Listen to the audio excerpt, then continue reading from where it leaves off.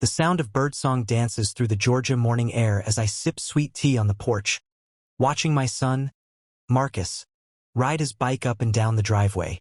The sun paints the sky in gold, filtering through the oaks that line our street like silent sentinels. It's peaceful, almost too peaceful. Our neighborhood is called Willowgate, quaint, quiet, overwhelmingly white. We moved here 6 months ago when my job in IT finally let me work remote full-time. I thought it'd be a fresh start, a better school for Marcus, a place where my father, Big Ray, could grow old tending to his tomato plants and telling wild stories from his days as a military man. But the smiles around here are tight, polite in that way that lets you know they'd rather you didn't wave. That uncomfortable pause before they respond when you introduce yourself. That way they glance at Marcus when he plays in the cul-de-sac like a basketball is a threat. Still, I tell myself it's in my head. We keep to ourselves. Pay our dues. Don't stir the pot. It's a Saturday morning, and Big Ray's out back humming gospel while pruning the rosemary bush. He's 72 but still moves like a man half his age. Stocky, sharp-eyed, silver-bearded, and proud. "Marcus! Helmet!" I shout. He groans but loops back toward the garage. Just as he disappears behind the hydrangeas, I spot a white SUV rolling slowly down the street. It's unmarked but shiny, too shiny. Tinted windows. The SUV stops. No signal. Just stops right in front of our house. A white man steps out. Sunglasses, navy polo, khakis, earpiece. He looks like he watched too much NCIS and now thinks he's federal. A second man gets out on the passenger side. Tall, thin, bald, wearing mirrored aviators like it's 1999. They don't knock. They don't call out. They just watch. I tense, setting my tea down. Big Ray must have seen it too because the humming stops. I hear his boots crunching on gravel as he makes his way around the side of the house. "Can I help you?" I call out, keeping my tone calm but firm. The first guy nods stiffly. "We're with the HOA Compliance Patrol." Compliance Patrol? I glance toward the community bulletin board across the street. There's nothing official about these two. No HOA uniforms, no insignia. And last I checked, the HOA doesn't roll around like Secret Service. Before I can ask anything else, Marcus rolls back out on his bike, smiling wide. That's when the bald one narrows his eyes. "Is that your son?" My blood chills a little.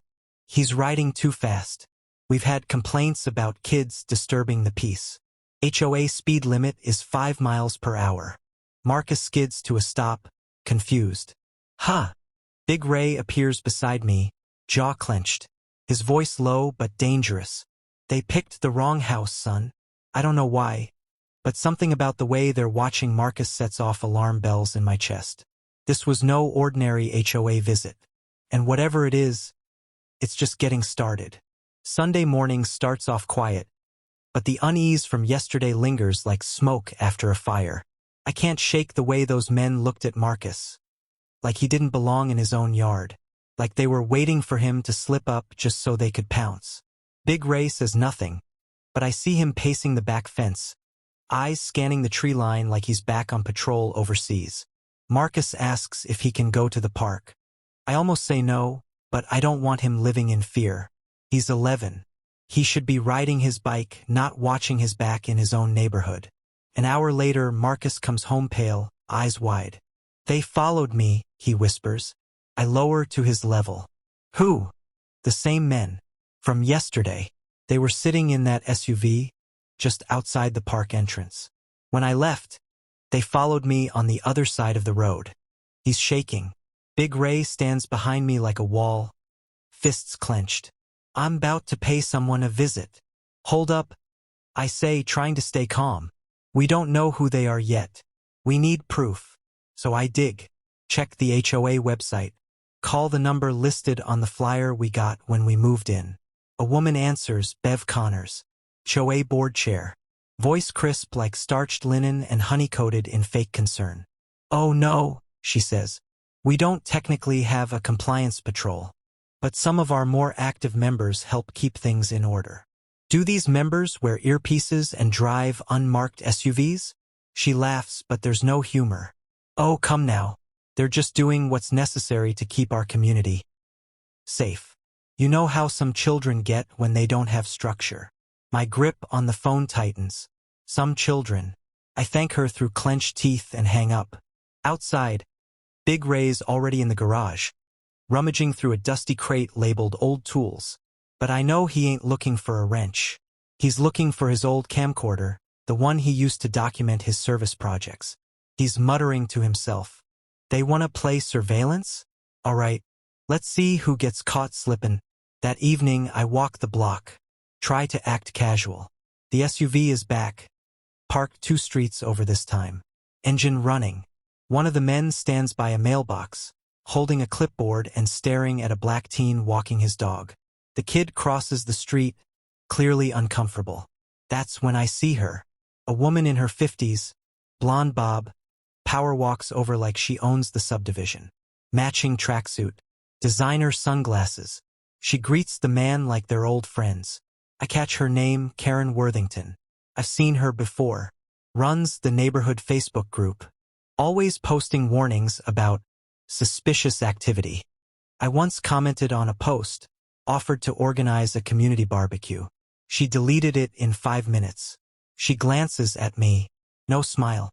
Just that cold, assessing look. Something's off. Something's coming. And it's clear now this isn't about rules. It's about control. Monday morning. I'm in the middle of a Zoom meeting when Marcus bursts through the front door. Red-faced, breathless, eyes wild. Dad, they tried to grab my bike. I'm out of my chair before the video call even catches up. Big Ray's already on the porch with his phone in hand. Filming. Across the street, the same white SUV idles near the mailbox cluster. The bald man, clipboard in one hand, phone in the other, is talking to Karen Worthington.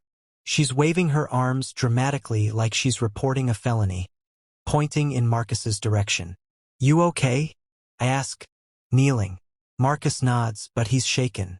They said I was trespassing, that the sidewalk is HOA-controlled common space, and I was loitering with intent. I was just riding home. Big Ray mutters. Next time they lay a hand on him, we're gonna have a different conversation. I grab my phone and storm across the street. Karen sees me coming and puts on a tight-lipped smile, stepping between me and the bald man like she's his legal counsel. Mr. Harper, she chirps. Good morning. We've had several reports of disruptive behavior from your child. Loud noises, erratic cycling. A few residents even said they felt threatened. Threatened? By an 11-year-old on a Huffy. I shoot back. And who exactly are these men? Karen's smile doesn't budge. They're neighborhood safety liaisons. Volunteers. We take security seriously in Willowgate. Especially after, well, you know how quickly things can spiral in certain communities. There it is. The dog whistle. Let me be clear, I say. My son will not be harassed. You are not law enforcement. You don't get to intimidate kids. And you sure as hell don't get to invent rules. The bald man steps forward. Sir, this is private property governed by the HOA charter. You agreed to those terms when you purchased your home. We lease. Not that it's your business. Karen flinches, momentarily thrown off. I press the advantage. Where's your ID? Your jurisdiction? What rule says you can film my son without consent? Or follow him? They have no answers. Just smug smiles and evasions. I leave fuming. That night, I dig into the HOA documents we were handed when we moved in. Nowhere does it authorize private security or compliance patrols. Nothing about detaining residents. Nothing about Karen either, yet she acts like she's the mayor. Big Ray's already ahead of me. Found their car again, he says, dropping an SD card on the kitchen table. Parked in front of the Nguyen's house. Filmed their kid too. And the kid's 10. Looks like they're targeting families of color. He's right. The Nguyen's. The Jeffersons. The Desais. We're the only non-white families in Willowgate, and somehow, we're the only ones getting compliance visits. I post the footage anonymously in the Willowgate Facebook group under the name Wokegate Watcher. The comments are a mix. Some folks are furious, others defensive. Karen replies within minutes. This footage is taken out of context. These volunteers are heroes trying to keep our streets safe. If you don't like it, perhaps this isn't the right community for you. Translation: know your place or get out. Later that week, a letter appears taped to our door. Notice of violation. Yard maintenance non-compliance. We mow weekly. Our grass is pristine. I walk outside and see the Worthingtons' yard next door. Overgrown hedges, rotting fence panels, dead azaleas. Not a single violation notice. Big Ray grits his teeth. It's official now. They're targeting us. I start documenting everything: photos, videos, timestamps. I visit the other families quietly. They're scared, angry, exhausted. One dad, Mr. Desai, says his teen son was accused of lurking near a home while walking their dog. They threatened to call ICE. That's when I realize Karen and her crew aren't just bullies. They're building a private little regime. But they're sloppy, overconfident, and we've got something they don't: receipts. We meet at our house, me, Big Ray, Mr. Desai, Mrs. Nguyen, and 2 others. We form a plan, compile evidence, cross-check violations, match timestamps, identify patterns. Every safety visit lines up with a household of color. Big Ray leans in, voice low, calm, lethal. Y'all ready to flip the switch? 'Cause I got friends who know how to make this kind of mess very public. We all nod. It's time to take back our peace and bring the storm to their doorstep. It's Saturday, Community Day, Karen's pet project, a mandatory neighborhood beautification rally. The kind of event where she struts around with a clipboard, barking orders at volunteers, and praising herself over the intercom for building a safe, orderly, high-standard community. Beneath the string lights and patriotic bunting, the air buzzes with tension. Everyone's here, even the families who've been quietly targeted. They came because we asked them to, because we're ready. Big Ray is posted up near the grill station, calm and unreadable behind his aviators. Marcus stays close to his grandfather's side, holding a lemonade and watching the fake cops like a hawk. And me? I've got the files, the timestamps, the receipts. I just need the stage. As if summoned, Karen glides over with her usual saccharine smile and that clipboard she clutches like a crown. The bald man flanks her. His black polo says Neighborhood Enforcement Unit, like he got it off a bootleg security website. "Mr. Harper," Karen chirps, loud enough for nearby neighbors to hear. "So glad you made it. I hope there won't be any issues this time." She glances at Marcus, her smile thinning. "I'd hate to have to issue another citation for noncompliance. There's a certain decorum we expect here." The crowd quiets. Ice turn. Big Ray steps forward, placing a hand on Marcus's shoulder. "You got about 5 seconds to say what you really mean, ma'am." Karen huffs. "This has nothing to do with your family. It's about standards. And if you can't keep your lawn trimmed or your child respectful, you want to talk respect?" I interrupt, stepping between them. "Let's talk about your so-called volunteers tailing children. Let's talk about this man here trying to detain my son for riding his bike. Let's talk about the Nguyen boy being filmed. About Mr. Desai's kid being threatened with ICE." Gasps ripple through the crowd. Karen's eyes flash. "That's an outrageous accusation." "I'd agree, if I didn't have proof." I hold up my phone. Behind me, Mr. Desai connects the projector to the HOA's extension cord, ironically powering the very takedown they never saw coming. The screen comes to life on the side of the rec center building. Footage plays. Big Ray's camera angle catches it all. The SUV creeping behind Marcus, the bald man stepping out, Karen directing him from across the street, pointing at houses, ours, the Jeffersons, the Desais. Then the fabricated compliance notices, some time-stamped only minutes after Marcus rides by. Karen's face turns the color of sunburnt guilt.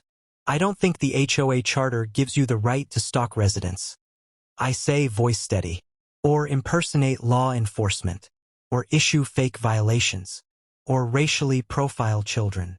Murmurs erupt. Even some of Karen's usual sycophants look away, ashamed. Karen snaps, "This is slander. These videos are edited. Taken out of context.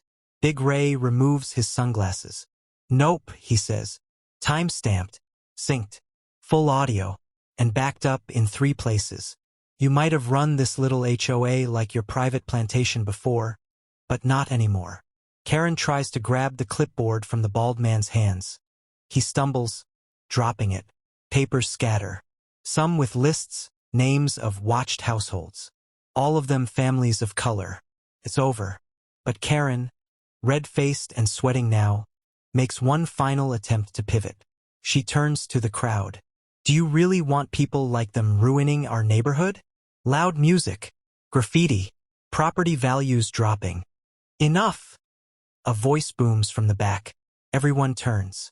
It's Ms. Thomas, retired principal, black, fierce. Been living here since the subdivision was dirt and model homes.